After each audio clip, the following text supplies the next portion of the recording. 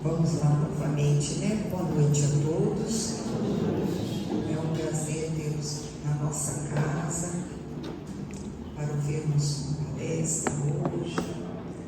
E espero que vocês saiam muito melhores do que quando entraram. Já entraram bem, que saiam melhor ainda, com os corações cheios de esperança, de alegria, e levem as bênçãos de Jesus também para toda a família. Então, hoje nós temos, vamos agora, daqui a pouquinho, a leitura inicial, depois nós temos a prece, em seguida a palestra e logo após o passe. Então, para iniciarmos, nós vamos ouvir a nossa companheira Jaqueline, que vai fazer a leitura e prece inicial. E aí só um lembrete, né, que é muito importante, a gente olhar o celular para ver se está no modo silencioso e vamos nos concentrar no objetivo que nos trouxe aqui na casa, né? Vamos deixar qualquer preocupação, qualquer outra distração mental para depois. Vamos firmar nosso pensamento num objetivo maior, que é por que nós viemos aqui, para que a espiritualidade, enquanto acontece aqui a leitura, depois a palestra, vá trabalhando, né? O problema de cada um. Então vamos lá, Jaque.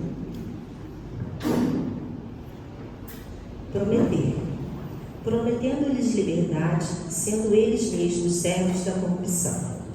É indispensável desconfiar de todas as promessas de facilidade sobre o mundo. Jesus, que podia abrir os mais vastos horizontes aos olhos assombrados da criatura, prometeu-lhe a cruz sem a qual não poderia afastar-se da terra para colocar-se ao seu encontro. Em toda parte, existem discípulos descuidados que aceitam o logro de aventureiros inconscientes e que ainda não aprenderam a lição viva do trabalho próprio a que foram chamados para desenvolver atividade particular.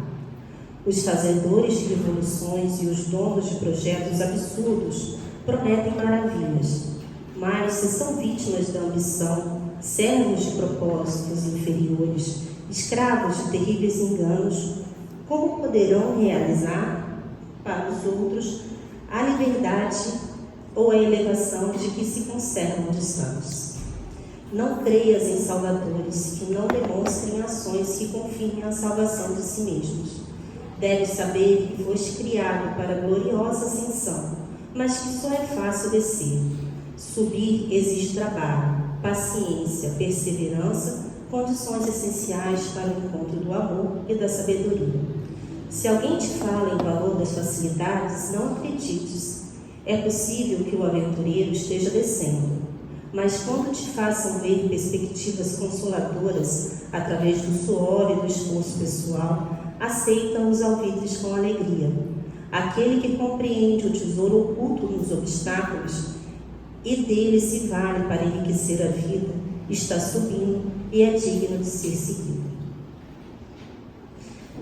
Agora vamos fechar os nossos olhos, serenar nossos corações, acalmar a nossa mente, trazer à nossa mente a figura doce de Jesus Cristo, pedir para que a espiritualidade amiga que nos acompanhe nos inspire, nos faça aprender o melhor desses ensinamentos, para que possamos caminhar em busca da nossa evolução. Pedimos também para a espiritualidade amiga que nos acompanha, para inspirar nossa companheira palestrante, que tão cuidadosamente veio aqui falar conosco. Agradecemos a sua presença e pedimos a inspiração da espiritualidade. Que todos nós sejamos dignos de cada palavra e possamos sair daqui melhores do que entramos. Que assim seja. Obrigada, Jaque. Então, dando prosseguimento, agora nós vamos ouvir nossa irmã de ideal cristão, lá da Casa Sejap, a Zunara, que vai falar sobre o vaso escolhido. Então, Jesus te inspire muito na noite de hoje. Boa noite a todos. É uma alegria estar novamente aqui nessa casa. Gratidão sempre pela acolhida. E tomara que até o final a gente possa se sentir um vaso escolhido por Jesus. Quando pensamos num vaso e a gente pensa assim, o que eu vou colocar dentro dele? É assim? Eu posso escolher colocar uma planta muito linda, posso escolher colocar uma comida saborosa, dependendo do formato, né? Mas o que importa sempre é o conteúdo. Por mais que o vaso seja bonito ou não, o que mais importa vai ser o que a gente coloca dentro dele. O que eu coloco dentro, ou o que eu quero colocar, ou o que eu tenho colocado dentro de mim. O vaso escolhido, todos nós que somos cristãos, ou pelo menos a grande maioria, sabemos que Jesus se referiu na época ainda ao Saulo, que depois veio a ser Paulo de Tarso, né? Mas ele ainda era Saulo. E para a gente entender um pouquinho dessa trajetória, né? Infelizmente a gente tem que ser bem rapidinho, não dá para aprofundar muito. Quem já leu Paulo Estevão, a gente aproveita para falar assim, que tal dar uma releitura? Para quem nunca leu, eu espero que consigamos que saia daqui com uma vontade de ler o livro Paulo Estevão. Porque os romances de Emmanuel, que nós consideramos, né, os romances históricos de Emmanuel, são chamados romances. A gente pode até ler como romance, mas se decidirmos aprofundar na riqueza de informação que consta ali, nós vamos ver a grandiosidade dos ensinamentos que nós temos, em especial o livro Paulo de Tarso, que nos dá um roteiro para a nossa vida, nos dá um roteiro até mesmo para nossos trabalhos dentro do centro espírita, dentro do movimento espírita. Então, que a gente possa refletir um pouquinho. A misericórdia do Pai sempre permite que situações aconteçam na nossa vida para que não precisemos passar pela dor, né? O jargão de que quem não aprende pelo amor, aprende pela dor. Mas não é uma escolha divina. Deus sempre nos dá uma série de oportunidades para que não precisemos passar pela dor. Mesmo que no passado tenhamos cometido muitos atos ruins, mas Ele nos dá a oportunidade de, nessa encarnação, tem portas que são abertas, mas nem sempre a gente consegue enxergá-la.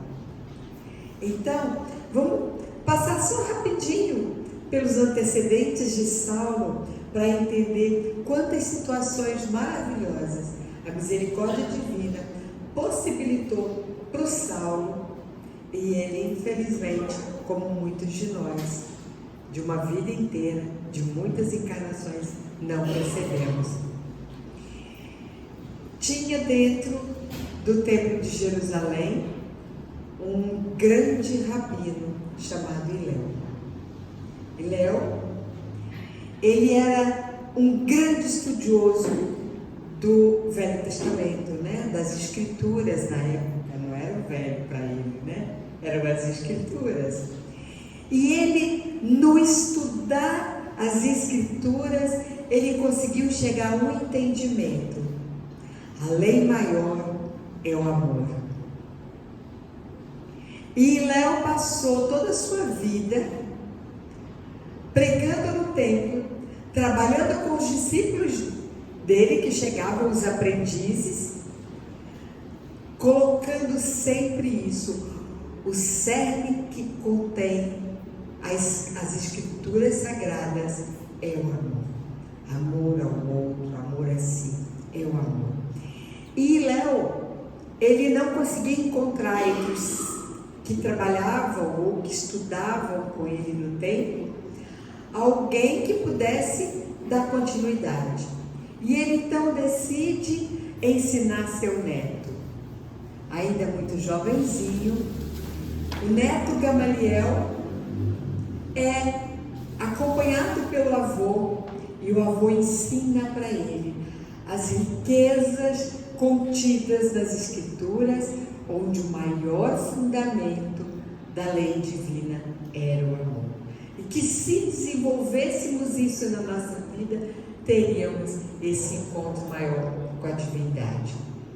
E Gamaliel, quando chegou a vez dele de assumir a posição de estar no templo, ele então também tendo discípulos, um daqueles que foram estudar com Gamaliel foi o jovem Saulo.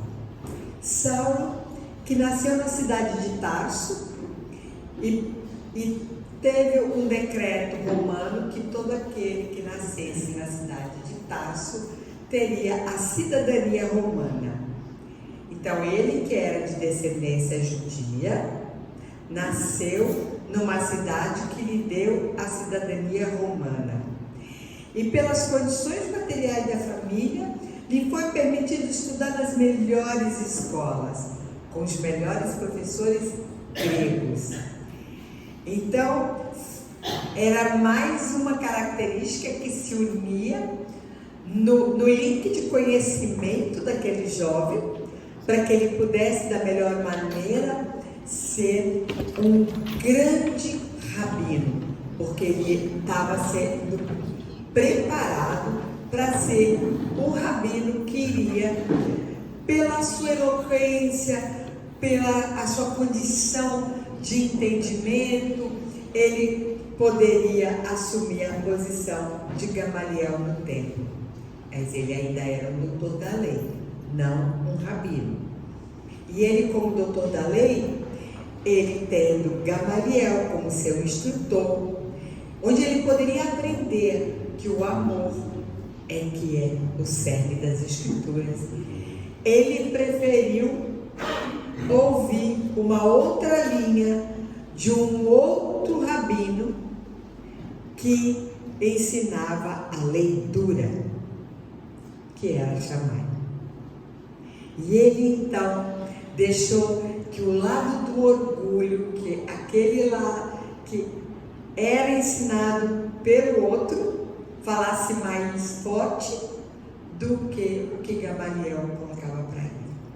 E ele então se desenvolveu nessa trajetória de querer defender a lei de Moisés, mas com um olhar duro que ele estava aprendendo com outros e não com o olhar da amorosidade de Gamaliel.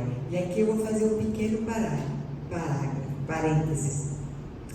Nós, estudiosos do Evangelho de Jesus, com a explicação da doutrina espírita, que temos a base toda de Kardec para nos guiar, com muitos e muitos livros trazidos por médiuns sérios, que trazem para a gente complemento da obra com outra, mais daí que são chamadas obras complementares, porque vem realmente complementar aquilo que Kardec trouxe para a gente, mas a gente prefere ainda não ler, não estudar. Gostamos de ouvir palestra, seja lá de quem for, que está no YouTube, Facebook, Instagram, sem avaliar, porque às vezes é com uma roupagem muito bonita e nós nos encantamos, mas como a gente não estuda, não conseguimos tirar dali que às vezes a gente está ouvindo, como o jovem Saulo, que preferiu a linha dura do outro e não seguir aquele que a misericórdia divina colocou na vida dele para o guiar. Muitas vezes estamos fazendo essas escolhas hoje. sem prestar atenção que muitas vezes aqueles que estão falando muito bonito nas mídias estão deturpando a mensagem do Cristo e dos Espíritos que trouxeram a codificação. E aí, nós já sabemos a trajetória que esse jovem teve, né? Se enamorou de Abigail e, ao saber que tinha um monte de galileus que estavam na casa do caminho curando em nome do Cristo, aquele carpinteiro que não era ninguém, que foi morto, crucificado, e já que para Roma morrer na cruz era uma forma de punição muito grave, né? Então ele decidiu de uma forma diferente. Veja bem, Gamaliel, que aprendeu com seu avô Hilel a lei do amor, quando ele soube da casa do caminho, ele fez uma visita. E lá esteve com Pedro, conversou, se apresentou, falou que ele foi ali, eu vim aqui entender o que está acontecendo.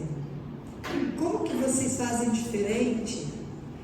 E naquele diálogo, Pedro pega o Novo Testamento, né? Como nós conhecemos o Novo Testamento, naquela época, o que tinha eram os escritos de Levi ainda, né? No manuscrito. Pedro pega um exemplar e entrega para Gamaliel. E Gamaliel diz para ele: eu vou estudar, eu quero entender isso que está acontecendo aqui.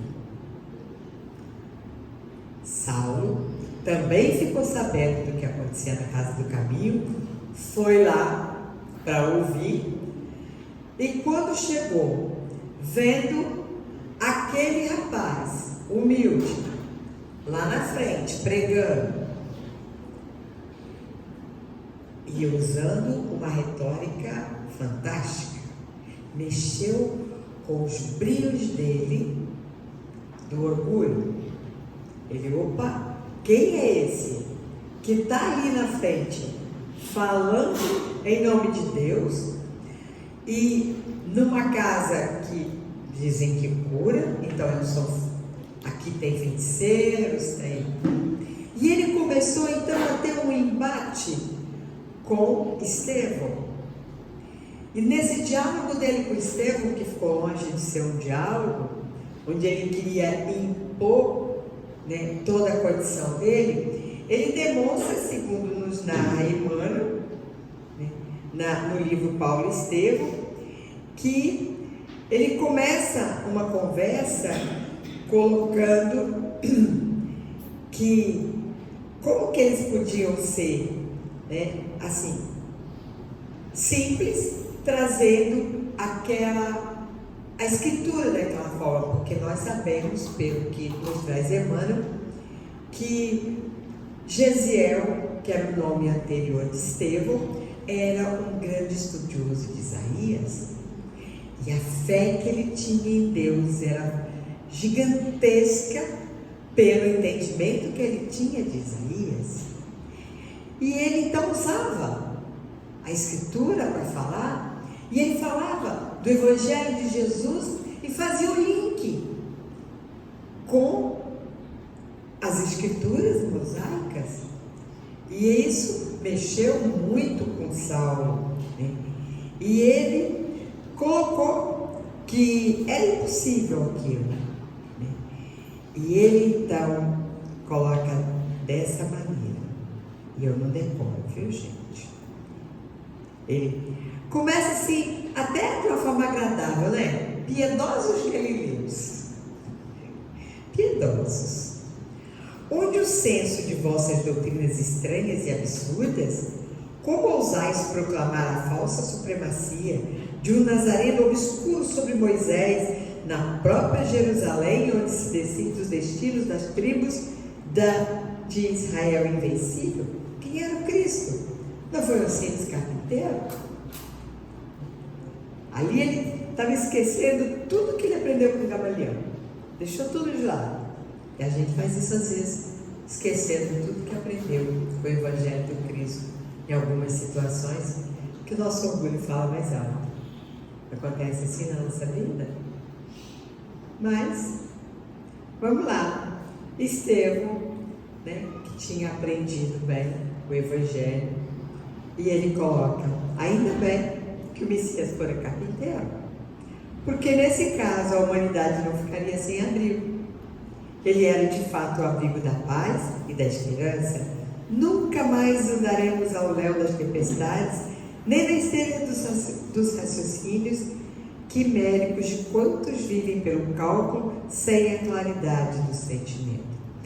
Nessa fala, Estevão estava inspirado, como se quisesse lembrar a ele assim: pensa, lembra tudo que você aprendeu com Gamaliel? Né? Claro que ele estava falando isso, né? Mas é como se a inspiração viesse para que Saulo se lembrasse do que Gamaliel falava para ele. E ele, como não aceitou, continuou a discussão.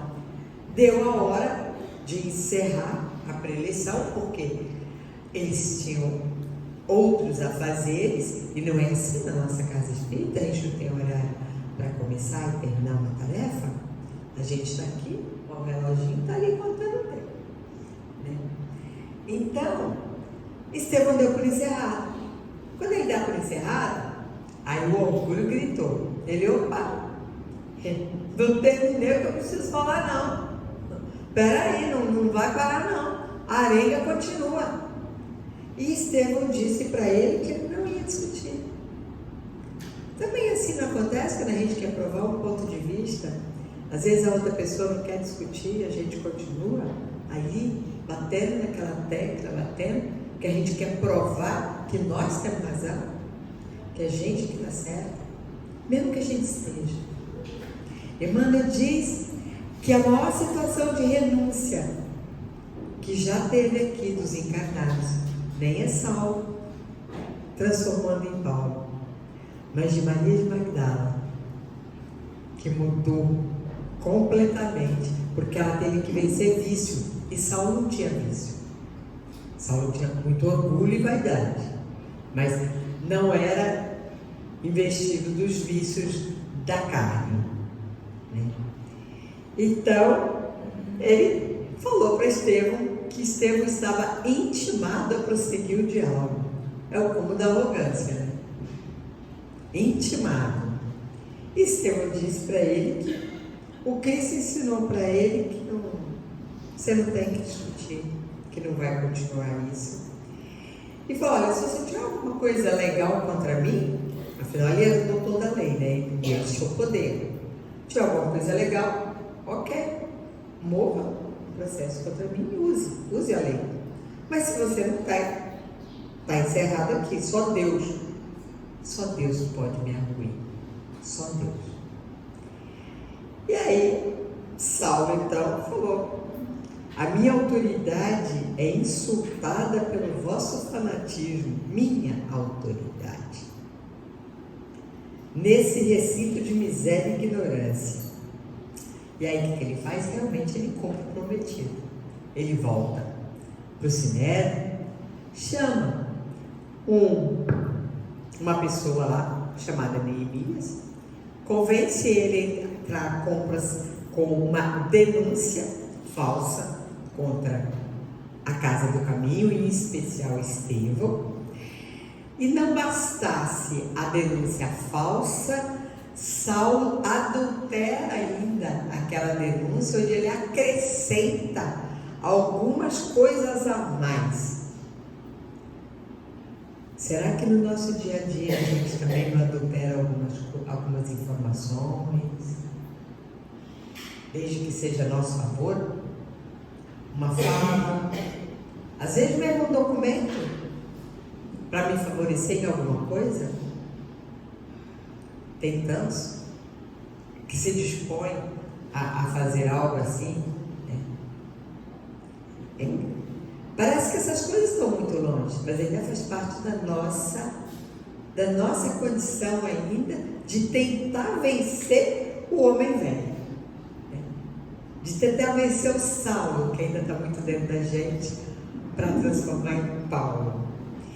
E aí, nessa peça acusatória com tanta mentira, eles são levados. Então, aqueles homens da Casa do Caminho são levados pelos policiais, né, até o Sinédrio. Eles chegam e aí tem uma coisa interessante, porque narra Emmanuel que quando os policiais chegaram, os soldados, o pessoal não queria abrir a porta, ficou com medo. E foi Estevão que falou: não temos que ter medo. Vamos lá, vamos enfrentar. Abriu a porta e se deixaram prender. Levaram. E também fazia parte que eles podiam, né? E Estevão tinha uma condição lá da descendência dele que lhe dava a possibilidade de não precisar de um advogado. E ele poderia ele mesmo falar. E ele então vai para a tribuna e começa a responder aos questionamentos. De novo, Saulo passa a vergonha de perder o embate, porque primeiro estava num núcleo muito pequenininho, né? Que era só lá na Casa do Caminho. Dessa vez ele estava junto com os pares dele, estava dentro de casa, com todo mundo que o conhecia ali, vendo que ele não tinha argumento para vencer Estevão, que usava das Escrituras para responder. E ele não tinha argumento. Ele, o doutor da lei, não conseguia vencer o Estevão em argumento. E aí é que a coisa ficou muito complicada no coração de Saulo, né? E ele, num dos revides, Estevão fala para ele assim: o Cristo a quem sirvo recomendou a seus discípulos evitassem a qualquer tempo o fermento das discórdias. O Cristo a quem sirvo, nós estamos sendo Estevão, um pouquinho que seja, o Cristo a quem servimos, que nos ensina a não fomentar discórdia. Não estamos passando por situações hoje, dentro do movimento espírita, dentro dos locais onde a gente convive, fomentando discórdia, porque pensamos diferente do outro, e aí não concordamos e fazemos toda uma corrente, como se o outro que pensa diferente de mim fosse meu inimigo, sendo que o ensinamento do Cristo é amar, sempre. E aí vai todo mundo preso. Simão Pedro, João, Felipe e Estevão são presos. Aí de novo vem a misericórdia divina e permite que Saulo tenha mais uma oportunidade de virar o jogo, de repensar as atitudes e voltar atrás e lembrar que ele era, antes de encarnar, um espírito preparado por Jesus para seguir com a boa nova. Mas ele não conseguia. Gamaliel chega para ele, conversa, tenta fazer ele entender e pede a ele assim: dá de mão desses homens e deixai-os, porque se este conselho ou esta obra é de homens, se desfará. Mas se é de Deus, não podereis desfazê-la, para que não aconteça serdes também achados combatendo contra Deus. Nós vamos achar isso em Atos, capítulo 5, versículo 38. Então, de novo, ele teve a chance. A misericórdia divina permitiu que Gamaliel chegasse até ele. Quantas vezes nós temos familiares, amigos, companheiros de ideal que se aproximam da gente para um diálogo, para nos lembrar de algo que a gente poderia estar fazendo diferente, mas nós não paramos para ouvir. E Saulo não ouviu Gamaliel. para dizer que não ouviu, ele falou assim: olha, os 3 eu até solto, mas Estevão não. Esse merece ser apedrejado. Esse vai. Então, quando ele toma essa atitude, ele coloca que, segundo Emmanuel, ele diz assim: de mim para comigo estou satisfeito, porque liberou 3, mas prendeu Estevão. Considero o apedrejamento esperado um dos feitos de mais importância para o futuro da minha carreira. Onde que estava o amor que ele aprendeu com o mestre dele nas Escrituras? Ele não conseguia enxergar, não conseguia. As chances estavam sendo dadas.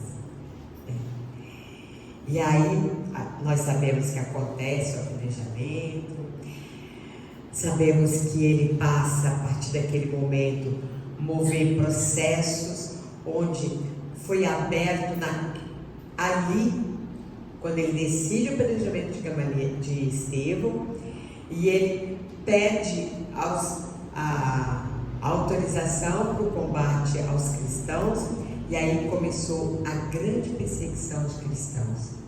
Não precisaria de ter perseguição aos cristãos. Não estava na lei divina. Ele podia ter feito diferente, mas ele não ouviu. E aí, começando aquela trajetória de perseguição, ele comete o amando dele. Muitos cometeram abusos incríveis, até o momento em que ele consegue convencer o Sinédrio a lhe dar uma autorização para ele ir. E aí não só o Sinédrio, também, como ele tinha autoridade com aqueles que tinham poder romano, lhe dá autorização de prender, né? E aí sabemos daquela trajetória dele para Damasco. Conta Emmanuel que naquela trajetória, no caminho para Damasco, Saulo ia repensando a vida dele. Olha de novo os espíritos protetores do lado dele, fazendo ele pensar. E ele começou a relembrar a fase dele da juventude, onde ele não conseguia entender, porque ele tinha tudo. Era uma pessoa de posses, tinha acesso aos melhores estudos, uma família, ele tinha tudo, mas ele tinha um vazio no peito.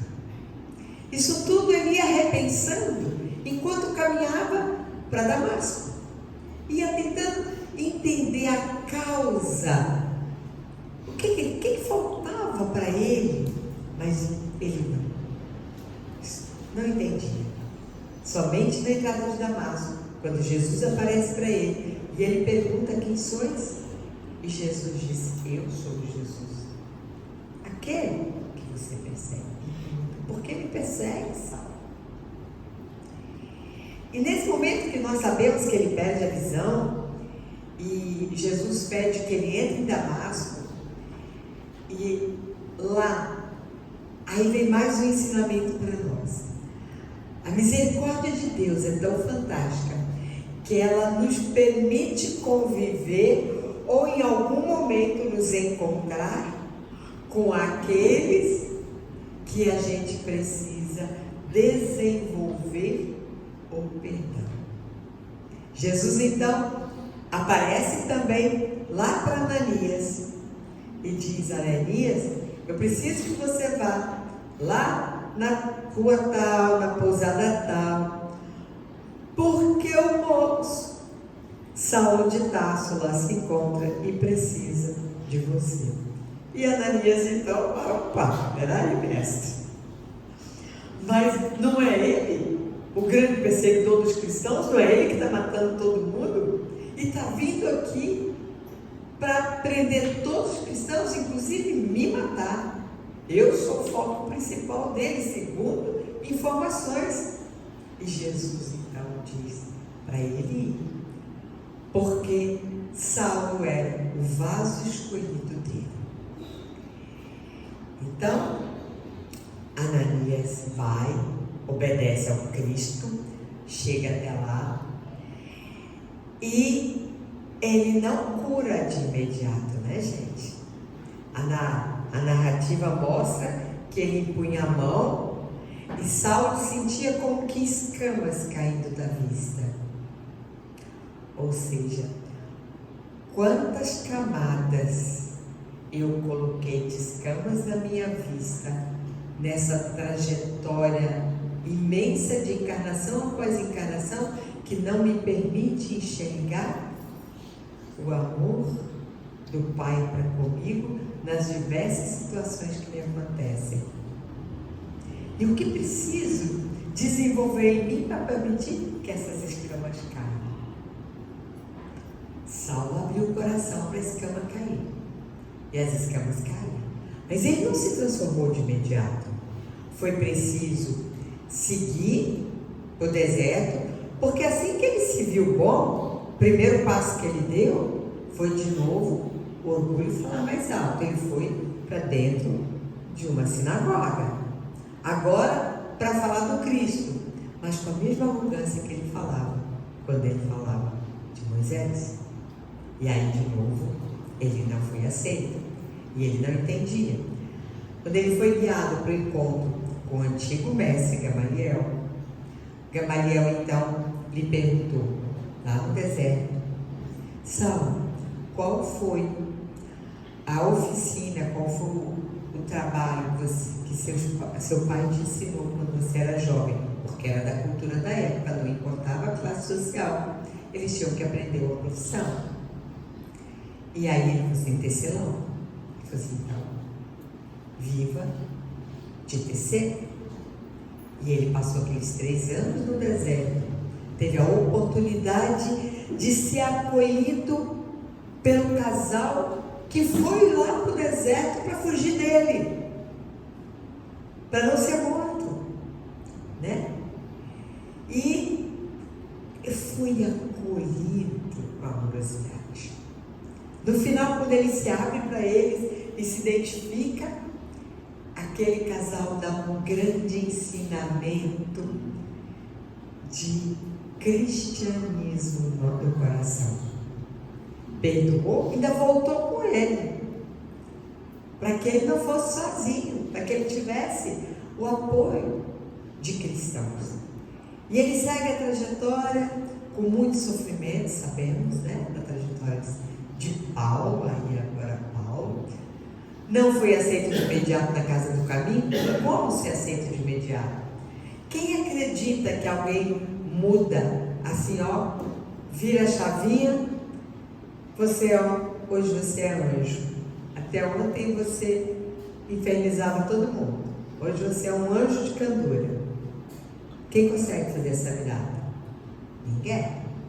Depois daquela trajetória dele lá, que ele volta mais humilde, que percebe que não foi aceito pelo pai, não foi aceito por ninguém dos companheiros dele, e ele vai bater na casa do caminho. E também não é aceito. E aí ele vai embora. Mas aí os cristãos reveem a posição e aceitam ele lá dentro. E ele começa a trajetória dele. Era necessário que Paulo seguisse como vaso escolhido de Jesus, para que trouxessem o cristianismo para fora do circuito dos judeus, para que todos que estavam em outras nações também pudessem conhecer o Mestre. Se Saulo não tivesse se transformado em Paulo e seguido nessa trajetória, o cristianismo teria se atrasado muito. Ele foi um grande continuador. Mas nós temos preguiça de sair dali para vir aqui, né? E ele seguia a pé, no lombo de animais, em barcos frágeis. Quantos naufrágios ele passou? Em toda a cidade ele era preso, ele era apedrejado, açoitado. Mas não foi isso a ordem que ele deu lá atrás? A ordem foi dele. Se ele não tivesse dado aquela ordem, e foi instruído por Gamaliel para não fazer, ele não teria precisado passar por tudo aquilo.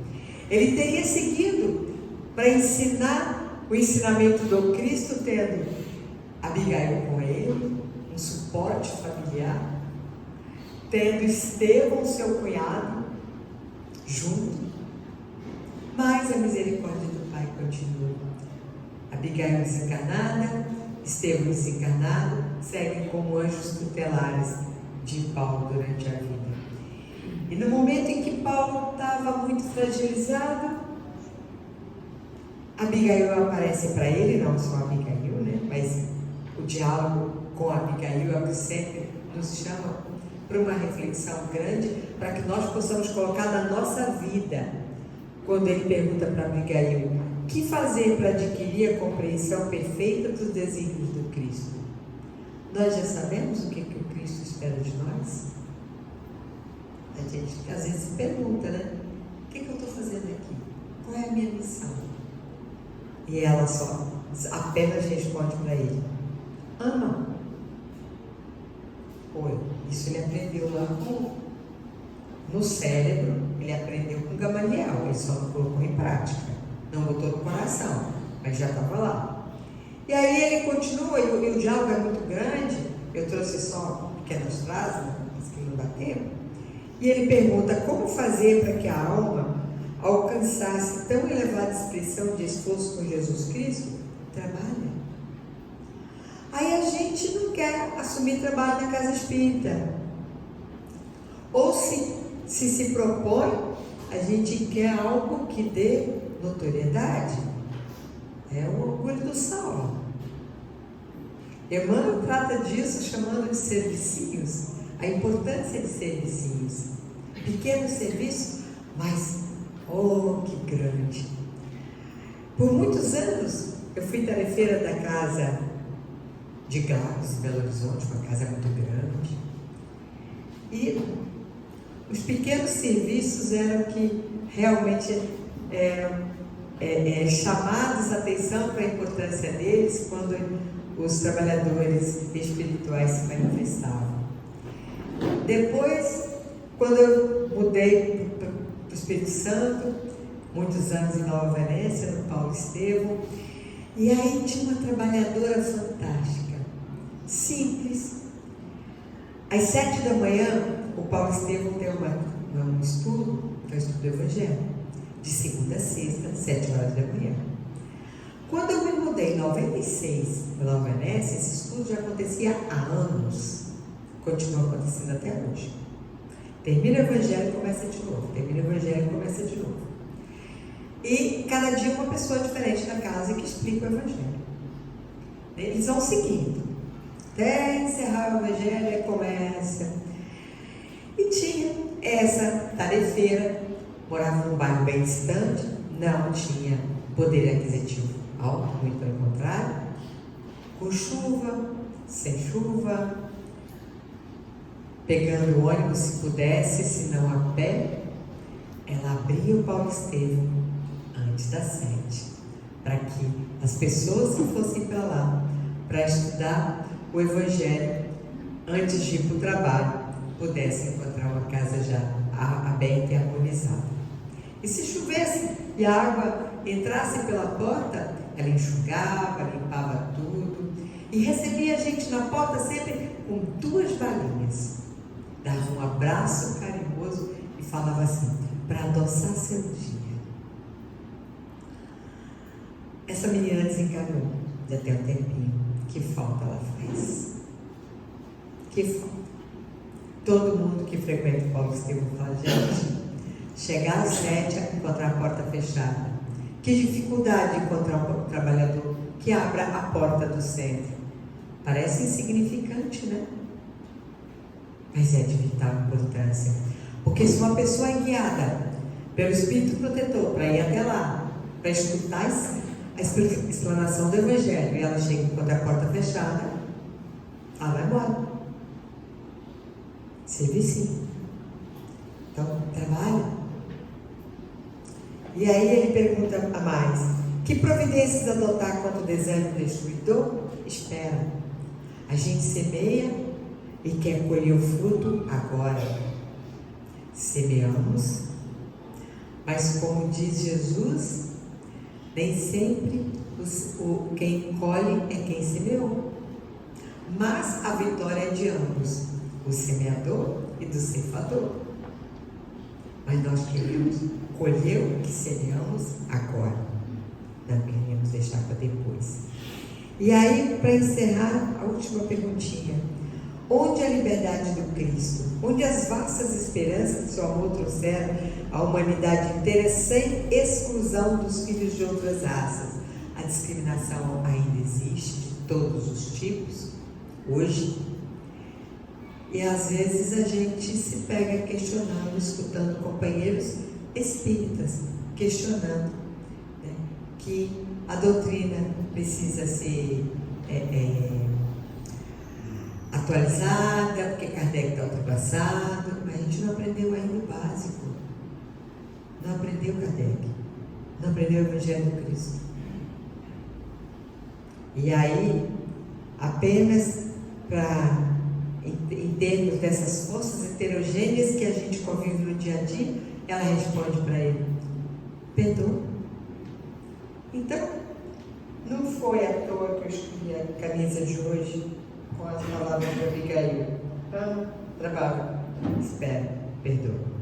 Porque a gente precisa colocar na nossa vida, né? Que nós possamos nos lembrar que cada pessoa que chega na nossa vida pode ser alguém que é o vaso escolhido, já mais pronto ainda talvez que eu, ou menos um pouquinho, mas precisa da minha mão, porque nós estamos sempre com alguém que nos estende a mão nos puxando, mas a gente precisa fazer um movimento para puxar aquele que está atrás, que a gente possa seguir adiante, lembrando que cada um de nós somos vasos escolhidos por Deus e que Jesus conta conosco. Deus opera maravilhas. A gente escuta muito essa frase, mas Ele opera maravilhas na vida das pessoas, se utilizando das pessoas. Nós somos as mãos operosas do Cristo. Precisamos usar das mãos operosas de Marta com o coração amoroso de Maria, as amigas queridas de Jesus, irmãs de Lázaro.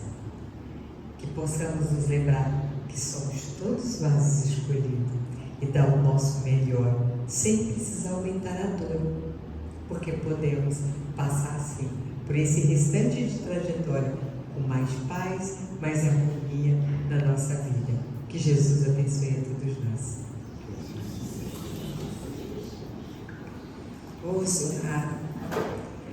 Esse resgate, né, da história de Paulo é linda demais, né? É um exemplo grandioso para nós. E ali mostra como a gente precisa passar por etapas, né? Precisamos ser burilados. E aí, né? Vai um dia de cada vez. Não adianta a gente querer pular. Nós vamos ter que passar por muitas coisas, né? E assim, me emocionou muito, que eu acho linda a história dele, né?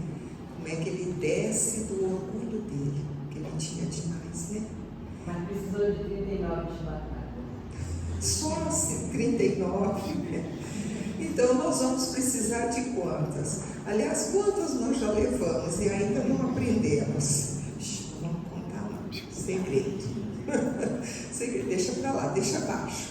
Então assim, que a gente, né, Zunara, no dia de hoje, que caiam algumas escamas dos nossos olhos, que Jesus continue sendo misericordioso conosco, tenha paciência, né, com o nosso orgulho e egoísmo, ainda que temos muito, mas que a gente está tentando, né, a cada dia nos melhorarmos, e isso Ele vê e tenho certeza que nos apoia e nos incentiva a cada momento a seguirmos uma nova caminhada, muito melhor do que a que trilhamos até agora, não é verdade?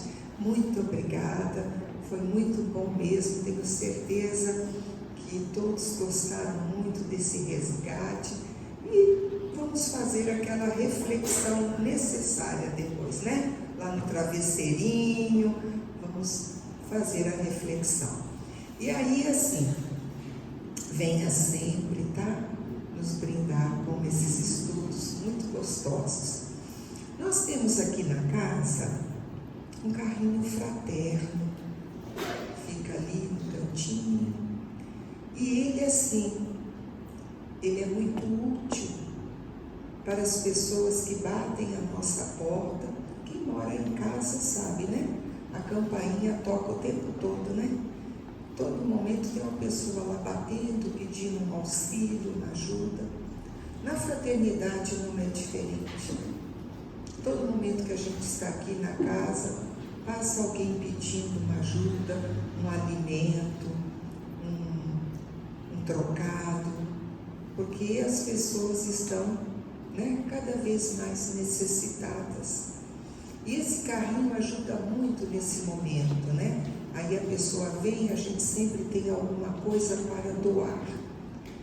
Às vezes é pouco, mas a pessoa que doou com tanto amor que eu tenho certeza que quando chega na casa dessa pessoa rende, né? Porque o amor tem esse poder de multiplicar as coisas. Então, assim, aquelas pessoas que puderem contribuir sempre, de vez em quando vier a casa, puder trazer, né, um pacotinho de alguma coisa, de macarrão, um açúcar, uma farinha, o que puder, né? E estar colaborando, eu tenho certeza que esses irmãos necessitados vão agradecer muito. Mais alguma coisa, DJ? Não? Então, assim, vamos agora para o nosso momento da prece, agradecermos ao nosso Pai misericordioso pela oportunidade que estamos tendo aqui. Então vamos sentar bem leve, né? Soltar as nossas mãos, as nossas pernas. Vamos mentalizar o Divino Mestre Jesus e vamos dizer a Ele: Senhor, muito obrigado por mais um dia que vencemos, por essa semana que se iniciou e que nós queremos, Senhor, que ela seja muito melhor que as anteriores, porque a cada dia tentamos vencer a nós mesmos, as nossas dificuldades, e temos certeza que o Senhor nos acompanha nessa caminhada. Está sempre estendendo as suas mãos benditas para não desanimarmos no meio do caminho. Então, Senhor, nos ajude sempre, porque não queremos insistir nos erros do passado.